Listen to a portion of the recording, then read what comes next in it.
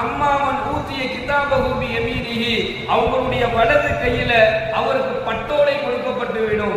எவருடைய வலது கையில அவர் பட்டோலையா வாங்கிட்டாரோ அவர் அங்கே மகிழ்ச்சியோடு இருப்பார் என்பதாக எல்லாம் வல்ல இறைவன் தன்னுடைய திருமறையிலே கூறி காண்பிக்கின்றார். கண்ணியமிக்க அல்லாஹ்வின் நல்லடியார்களே, சகோதரர்களே, சஹாபாக்கள் பயந்தார்கள். நரகத்தை விட்டும் நரகத்தினுடைய நெருப்பை விட்டும் சஹாபா பெருமக்கள் பயந்தார்கள். பயந்த அந்த சஹாபா பெருமக்கள் எல்லாம் சாதாரணமானவங்க அல்ல. இந்த உலகத்துல வாழும் பொழுதே சொர்க்கத்தை கொண்டு சுப செய்தி சொல்லப்பட்டவர்கள். அபூபக்கர் சித்தீக் ரலியல்லாஹு தஆலா அன்ஹு அவர்கள் ஒரு கபரை கடந்து செல்லும் பொழுது அந்த இடத்துல நின்று அப்படியே நின்று அழ ஆரம்பிச்சுட்டாங்க.